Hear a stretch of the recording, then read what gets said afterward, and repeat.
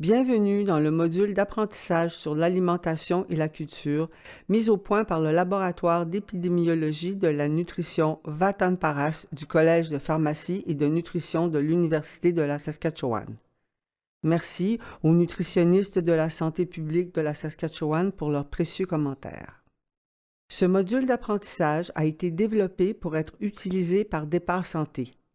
Nous aimerions remercier nos partenaires, Réseau Santé en français de la Saskatchewan, les ministères de l'Éducation et de la Santé du gouvernement de la Saskatchewan et le Centre de formation médicale du Nouveau-Brunswick. Un gros merci à nos bailleurs de fonds, au Community Initiatives Fund et à Nutria. Ce module d'apprentissage montrera au personnel des établissements d'apprentissage pour la petite enfance comment célébrer et intégrer la culture et la diversité dans leur établissement. Il est important de créer un lieu sûr et accueillant pour tous les enfants. Ce module d'apprentissage vous permettra d'améliorer votre connaissance de différentes cultures, de comprendre les besoins alimentaires associés à différentes cultures et religions, de vous sensibiliser davantage à vos propres perceptions et attitudes envers différentes cultures, de promouvoir la diversité dans les environnements d'apprentissage, de développer des compétences culturelles pour mieux comprendre, communiquer et interagir avec des personnes de cultures différentes. Cette diapositive fournit une représentation visuelle des principaux pays d'origine des personnes vivant au Canada. Cette diapositive fournit une représentation visuelle des principaux pays d'origine des personnes vivant spécifiquement en Saskatchewan. Cette diapositive fournit une représentation visuelle des principaux pays d'origine des personnes vivant spécifiquement au Nouveau-Brunswick. Ce module d'apprentissage comporte une grande quantité d'informations. Par conséquent, si vous pouvez vous souvenir de 3 grandes idées, visez les suivantes. Soyez consciente de la diversité, reconnaissez vos propres préjugés, soyez inclusive. Conseils pour parler aux apprenants de la langue française. Écoutez, soyez patiente et confirmez que vous comprenez. Permettez à la personne de voir votre visage quand vous parlez. Trouvez une façon différente de vous exprimer en utilisant des mots différents. Parlez et énoncez clairement, avec concision et pas trop rapidement. Gardez votre volume à un niveau normal. Essayez d'éviter le jargon, les mots trop techniques ou moins communs, les contractions, les temps de verbe difficiles et la double négation. Évitez les grands gestes de la main, car cela peut être perçu comme un comportement agressif dans certaines cultures. Utilisez des aides visuelles lorsque cela est possible. Distribuez des documents. Ils peuvent les faire traduire et apprendre le contenu plus tard. Pointez vers quelque chose qui se trouve dans la pièce ou affichez quelque chose sur votre téléphone. Montrez en personne comment faire quelque chose.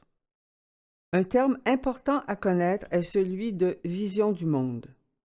Une vision du monde est la façon dont nous pensons que le monde fonctionne et qui détermine le rôle que nous jouons, qui détermine nos choix, nos objectifs de vie, notre bonheur, nos finances et la façon dont nous traitons les autres. Elle nous est transmise par la famille, surtout par nos parents, nos amis, nos pairs et les médias. Il est également important de connaître la définition de la culture. La culture désigne les valeurs, les croyances, les attitudes et les pratiques d'un groupe ou d'une communauté. Chaque culture a une vision du monde unique basée sur les croyances et les valeurs partagées par les membres de son groupe. Elle détermine les attentes, les interactions sociales et le comportement individuel. Pour nous aider à mieux connaître les différentes cultures, nous découvrirons quelques différences culturelles communes. Différence numéro 1, le temps. Certaines cultures préfèrent être à l'heure pour les réunions et les rendez-vous. De nombreuses cultures aiment terminer une tâche avant de passer à la suivante. Ils n'interrompraient pas une conversation en cours pour une conversation qui n'est pas encore commencée. La courtoisie et la gentillesse sont valorisées au-delà des délais. Le toucher peut indiquer la courtoisie et la convivialité, en particulier lors de salutations. Toutefois, il peut être perçu comme une invasion de l'espace personnel. Certaines cultures pensent que la tête est sacrée. Il peut donc être inapproprié de la toucher. La signification du toucher peut différer selon le sexe des personnes impliquées. Par exemple, certaines cultures ne sont pas autorisées à toucher des personnes de sexe opposé, à moins qu'il ne s'agisse d'un membre de la famille. Par conséquent, même une poignée de main ne serait pas autorisée. Il est toujours préférable de demander l'opinion culturelle d'une personne sur le toucher afin de procéder correctement. Les gestes varient selon les cultures et un geste dans une culture peut avoir un sens différent dans une autre culture. Demandez des éclaircissements si vous n'êtes pas sûr. Par exemple, incliner la tête de haut en bas signifie oui dans certaines cultures, mais non dans d'autres. Le geste du pouce levé est positif dans de nombreuses cultures canadiennes, mais est grossier, inapproprié et même menaçant dans d'autres cultures. Le contact visuel varie selon les cultures. Dans certaines cultures, il signifie que la personne est attentive. Dans d'autres cultures, il est respectueux d'éviter le contact visuel. Prenez le temps de réfléchir à votre propre culture. Comment votre culture perçoit-elle le temps, le toucher, les gestes et le contact visuel? Comment votre culture affecte-t-elle votre perception des autres cultures? Pensez aux similitudes et aux différences entre votre culture et les autres cultures. Pouvez-vous penser à un moment où vous avez peut-être mal compris quelque chose d'une autre culture? Agiriez-vous ou penseriez-vous différemment maintenant? Pouvez-vous penser à un moment où votre propre culture a été mal comprise? Y a-t-il un moyen d'expliquer poliment la différence culturelle? La section suivante fournit des informations sur les aliments provenant de régions du monde entier. Le but de cette section n'est pas de mémoriser tous les aliments. Cependant, il serait bon de revoir une certaine section si vous avez un enfant dans votre établissement d'apprentissage pour la petite enfance qui provient de cette région. De nombreuses cultures croient aux utilisations thérapeutiques des aliments. Certaines cultures utilisent le système chaud-froid ou le système yin-yang ou autre. Cela ne fait pas référence à la température ou aux épices, mais représente l'équilibre physique et émotionnel et l'harmonie avec l'environnement. Les aliments peuvent être chauds ou froids en fonction de la proximité du soleil, de la façon dont ils sont préparés et de la manière dont on pense qu'ils affectent le corps. Le chaud peut signifier la force et le froid peut signifier la faiblesse. Il peut y avoir une catégorie neutre, ni chaud ni froid. Les types d'aliments dans chaque catégorie diffèrent selon la culture et la région. Un équilibre entre le chaud et le froid est positif et signe de bonne santé, tandis qu'un déséquilibre peut provoquer une maladie. Le régime alimentaire des enfants est davantage pris en compte car ils peuvent être plus fortement affectés par un déséquilibre. Certains aliments doivent être consommés à différents moments de la journée. Certains aliments ne doivent pas être combinés avec d'autres. L'étiquette à table peut également varier selon les cultures. Les membres de nombreuses cultures mangent avec les mains. Pour la plupart, seule la main droite est utilisée pour toucher à quelque chose qui se trouve sur la table. C'est parce que la main gauche a été utilisée pour se nettoyer aux toilettes. Certaines cultures gardent la fourchette dans la main droite et le couteau dans la main gauche. Certaines cultures changent de main pour couper la nourriture. D'autres gardent la fourchette dans la main gauche et le couteau dans la main droite. Pour de nombreuses cultures, les mains doivent rester au-dessus de la table avec les poignets sur le bord de la table. Dans d'autres cultures, les mains restent sur les genoux quand on ne mange pas. Dans certaines cultures, les repas sont servis et ou consommés dans une assiette commune. Nous représentons ici certains aliments courants en Amérique du Nord. Dans cette section, nous voudrions nous concentrer sur les cultures autochtones nord-américaines. Il s'agit des Métis, des Inuits et des Premières Nations. Cependant, les croyances culturelles et les langues des peuples autochtones varient selon les cultures, les communautés, les bandes et les nations autochtones. Parmi les croyances relatives à la santé, on retrouve la médecine traditionnelle, les remèdes à base de plantes et les cérémonies. Celles-ci sont toutes transmises oralement par les aînés de la communauté qui possèdent une grande connaissance de l'histoire de leur culture. La roue médicinale est souvent utilisée par les cultures autochtones et peut inclure différentes choses pour chaque culture. Un thème commun est l'importance de la continuité et de l'interaction entre le physique, le spirituel, le mental et l'émotionnel. Les croyances spirituelles incluent la vie en interdépendance avec la Terre, l'accent mis sur le cercle en tant que symbole, les animaux, l'histoire orale et l'importance des aînés dans la communauté. La connaissance est partagée par les contes, les cérémonies, les danses, l'art, la médecine et d'autres traditions. Cette diapositive couvre une brève histoire des peuples autochtones au Canada. Quand les premiers Européens sont arrivés, ils ont échangé avec les peuples autochtones. Malheureusement, les Européens considéraient leur propre mode de vie comme supérieur et tentaient de forcer les peuples autochtones à s'adapter à ce qu'ils qualifiaient de société civilisée. Les Européens ont ouvert des pensionnats où les enfants autochtones ont été forcés d'étudier la culture européenne au lieu de la leur. De nombreux enfants qui ont été forcés de fréquenter des pensionnats autochtones ont été victimes d'abus physiques et sexuels et d'un traumatisme mental résultant de l'abus et de l'abandon forcé de leur propre culture. Le dernier pensionnat autochtone a fermé ses portes il y a seulement 21 ans en Saskatchewan et le gouvernement tente une réconciliation. Les traités sont des accords entre la couronne ou le gouvernement canadien et les peuples autochtones. Ils ont été rédigés pour former des alliances militaires, maintenir la paix et essayer de payer les communautés autochtones pour les terres qu'elles occupaient. Les traités de la Saskatchewan sont les traités 2, 4, 5, 6, 8 et 10. Les traités du Nouveau-Brunswick sont les traités de paix et d'amitié. En raison des termes des traités, de nombreuses communautés ont été obligées de céder leurs grandes terres et de s'établir dans des réserves. Aujourd'hui, de nombreuses communautés et réserves du Nord n'ont pas accès à des ressources telles que l'eau potable et des aliments nutritifs abordables. Quand on examine les coutumes alimentaires traditionnelles autochtones, on constate que les repas diffèrent selon la culture, le lieu et la saison.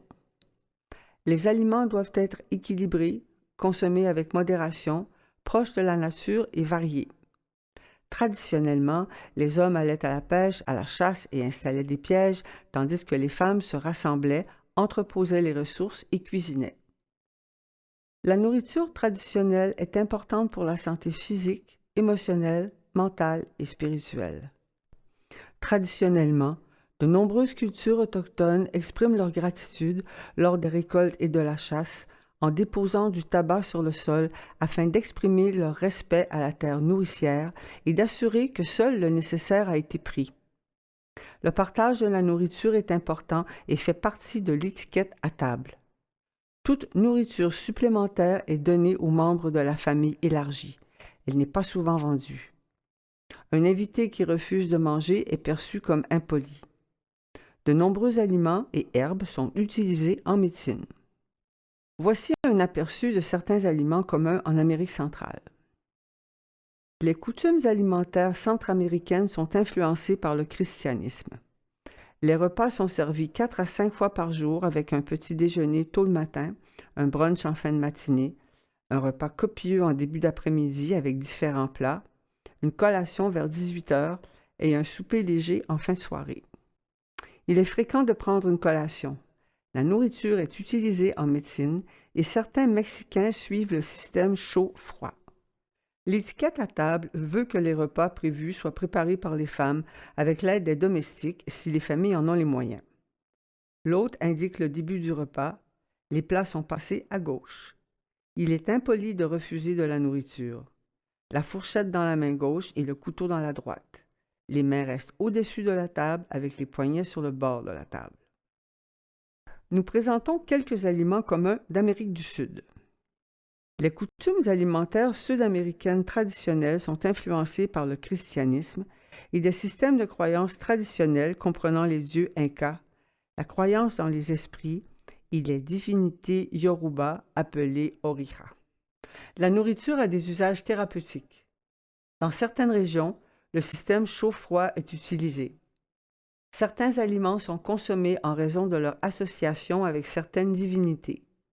Les repas sont servis 3 fois par jour avec une collation. Ceux qui vivent dans des zones rurales pauvres ne prennent parfois que 2 repas par jour. L'étiquette à table veut que traditionnellement, les femmes préparent les repas et les hommes mangent en premier. Dans certaines régions, l'hôte indique quand manger. La fourchette est dans la main gauche et le couteau dans la droite. Il n'y a pas de changement pour couper la nourriture. Les mains restent au-dessus de la table avec les poignets sur le bord de la table et le pain est le seul aliment mangé avec les mains. Nous montrons ici quelques exemples de nourriture caribéenne commune. Les coutumes alimentaires traditionnelles des Caraïbes sont influencées par le christianisme et le judaïsme. Il existe également des religions populaires, principalement le vaudou et le rastafarianisme.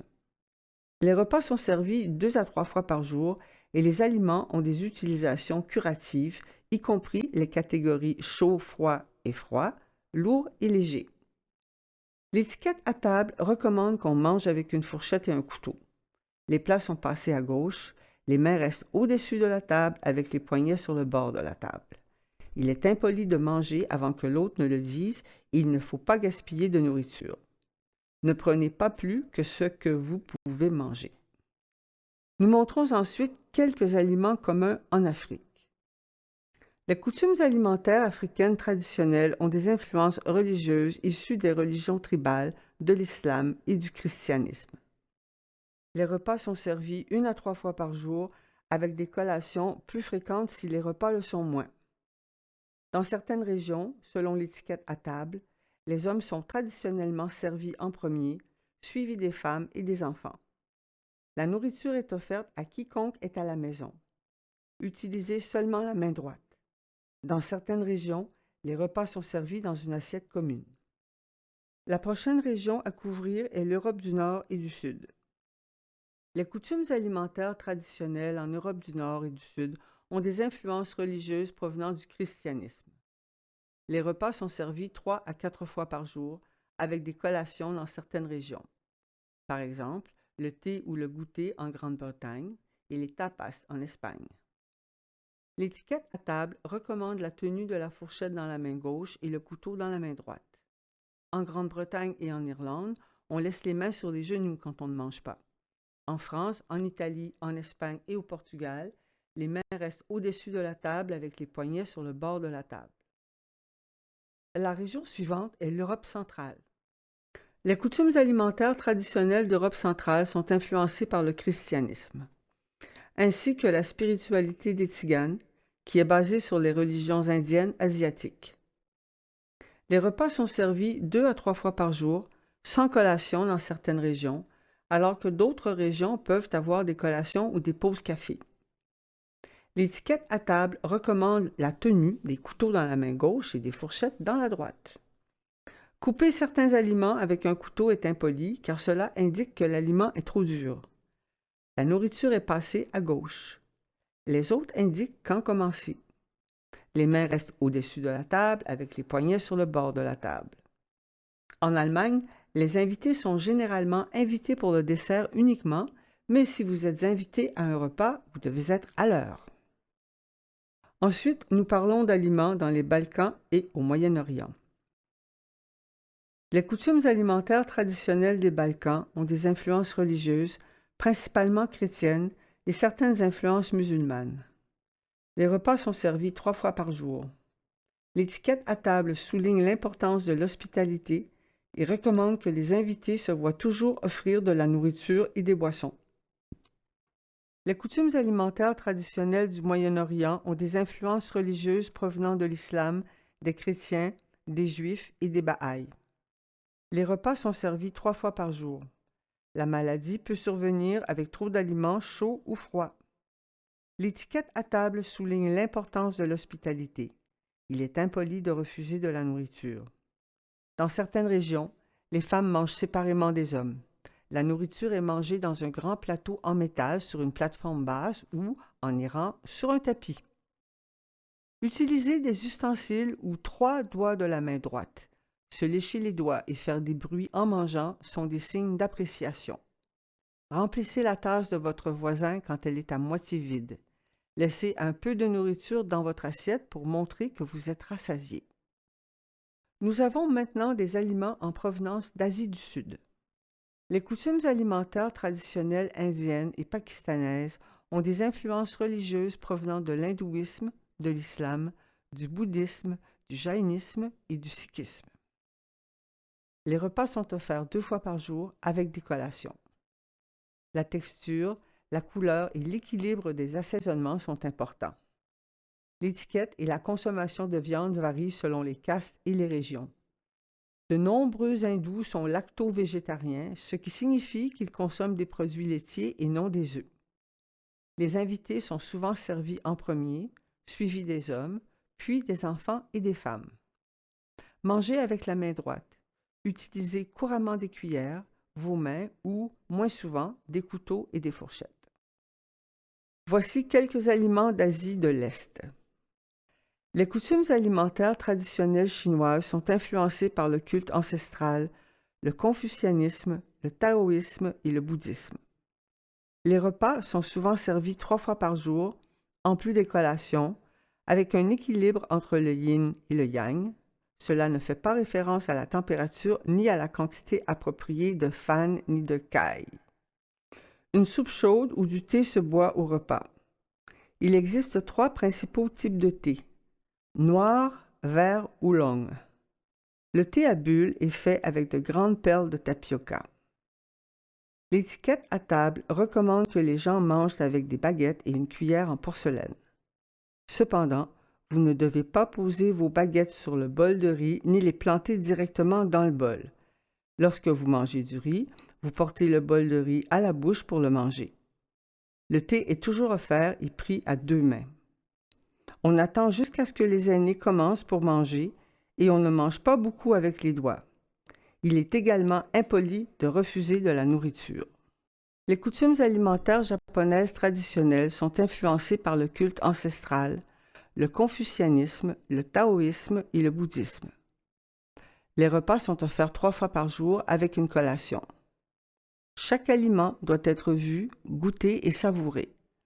La présentation des aliments est importante. Elle signifie harmonie dans la vie. Le thé vert est servi avec la plupart des repas, tout comme le gingembre mariné, la sauce soja et parfois le wasabi. L'étiquette à table recommande que vous mangiez avec des baguettes, à genoux devant une table basse, après avoir retiré vos chaussures. Les soupes sont bues directement du bol et les bruits d'aspiration sont un signe d'appréciation. Cependant, le thé n'est pas aspiré. Servez des boissons à votre voisin lorsque son verre est à moitié vide. Il est impoli de se servir soi-même. Si les repas sont pris à l'extérieur, demandez à l'hôte de présélectionner le menu. On joue souvent à des jeux après le repas, y compris le karaoké. Certains aliments, s'ils sont servis ensemble, sont susceptibles de provoquer des maladies. Par exemple, les cerises et le lait. Les coutumes alimentaires traditionnelles coréennes sont influencées par le culte ancestral, le confucianisme, le taoïsme et le bouddhisme. 3 petits repas sont servis avec des collations fréquentes en tenant compte de l'homme et du yang. Parmi les boissons, on compte la soupe, l'eau d'orge, le thé et le thé au riz. L'étiquette à table recommande que la nourriture soit mangée à des tables basses rectangulaires avec des baguettes et des cuillères à soupe. La nourriture est passée avec la main droite. Il est poli de remplir l'assiette de sauce soja de votre voisin. Les aînés sont servis les premiers et les enfants les derniers. Nous voyons ici des aliments d'Asie du Sud-Est où les coutumes alimentaires traditionnelles sont influencées par le christianisme, le bouddhisme et les religions anciennes ou les croyances dans les esprits et les fantômes qui protègent du malheur ou causent des dommages. Aux Philippines, les repas sont offerts 3 fois par jour avec 2 collations. On mange du riz au repas, pas aux collations. Il existe 3 principes avec un équilibre entre chaud et froid. Ne faites jamais cuire un aliment seul. Frire avec de l'ail dans l'huile d'olive ou le saindoux. La saveur des aliments doit être sûre, fraîche et salée. Par exemple, l'adobo est composé de viande et d'ail, de saindoux, de sauce soja, de vinaigre, de piment rouge, de feuilles de laurier, de grains de poivre et de légumes tels que des plantains, des pommes de terre, des légumes verts ou du bambou. Parmi les boissons, on retrouve le thé, souvent mélangé avec des fleurs, du bouillon, des boissons gazeuses, des boissons au soja et des boissons aux fruits. L'étiquette à table recommande que la nourriture soit mangée à une table avec une petite plaque tournante au milieu en utilisant des couverts, des baguettes ou les doigts de la main droite. Le mâle le plus âgé commence le repas. Il est impoli de prendre le dernier aliment du plateau central. Au Vietnam, les repas sont servis 2 à 3 fois par jour et les collations sont rares. Il devrait y avoir un équilibre entre duong et ham. Le thé est souvent mélangé avec des fleurs et servi avant et après les repas, mais pas pendant. L'étiquette à table recommande de manger avec les mains, des baguettes ou des cuillères, à des tables basses, sur des nattes, avec les jambes croisées et les 2 mains posées sur la table. L'aîné est servi en premier. Une fois que tout le monde est servi, demandez à l'aîné si le repas peut commencer. La conversation est généralement limitée. Vous ne devez pas refuser la nourriture qui vous est offerte et ne prenez que de petites quantités. Laissez une petite quantité dans votre assiette lorsque vous êtes rassasié. N'oubliez pas que les diapositives suivantes sur les nécessités alimentaires culturelles, les religions et les lois diététiques religieuses sont importantes pour comprendre les différentes croyances culturelles entourant l'alimentation. Les informations ne reflètent pas les points de vue de l'Université de la Saskatchewan ni de Départ Santé et peuvent ne pas refléter des faits nutritionnels en matière d'alimentation et de santé. N'oubliez pas que les personnes de différentes cultures n'ont pas toutes le même point de vue. Il est important de parler des besoins culturels avec la famille de l'enfant et de ne pas supposer qu'ils respectent des lois alimentaires spécifiques. Certaines personnes choisissent le végétarisme pour diverses raisons. Manger de la viande, c'est être méchant envers les animaux. Le végétarisme est meilleur pour l'environnement. Le végétarisme procure une meilleure santé. Certaines personnes choisissent également le végétarisme pour des raisons religieuses. Pour planifier des repas végétariens, il est important d'inclure des substituts de viande pour les protéines et le fer. Les substituts de viande sont riches en fibres et en protéines et constituent souvent une option saine. Proposez des substituts de viande contenant des aliments riches en vitamine C, tels que les agrumes, pour aider votre corps à mieux utiliser le fer. Il existe 3 types de végétarisme. Lacto-ovo-végétarien signifie que vous pouvez manger des œufs et des produits laitiers. Ovo-végétarien signifie que vous pouvez manger des œufs, mais pas de produits laitiers. Et lacto-végétarien signifie que vous ne mangez pas d'œufs, mais que vous pouvez manger des produits laitiers. Le régime alimentaire à base de plantes alimentaires est une forme de végétarisme qui favorise les légumes, les fruits et les grains entiers, tout en limitant ou en excluant la viande, les produits laitiers, les œufs, ainsi que la farine, le sucre et l'huile raffinée. Certaines personnes choisissent ce régime pour des raisons de santé ou des motivations religieuses. Le végétalisme est une version plus stricte du végétarisme. Il n'autorise pas la consommation d'animaux, ni d'aliments ou de boissons à base d'animaux. Certains n'utilisent pas non plus d'objets fabriqués à partir d'animaux, comme le cuir. L'allaitement exclusif est recommandé pendant les 6 premiers mois et se poursuit pendant 2 ans ou plus avec des aliments complémentaires appropriés. S'il n'est pas possible d'offrir du lait maternel, une préparation au soja pour nourrissons est recommandée pour les enfants de moins de 2 ans. Les boissons à base de plantes ne sont pas recommandées.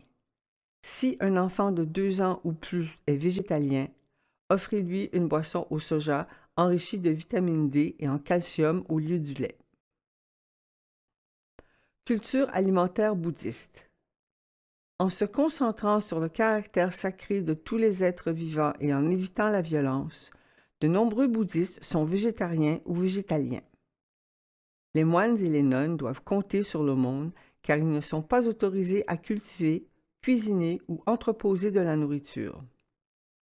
Les bouddhistes croient en l'importance de la modération.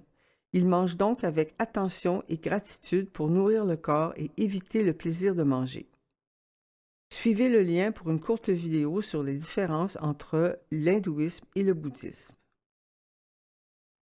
Culture de la cuisine hindoue. Les hindous de stricte adhérence pratiquent le lacto-végétarisme. Éviter de tuer des animaux est important pour leur culture. Les produits laitiers sont autorisés. La vache est tenue en haute estime.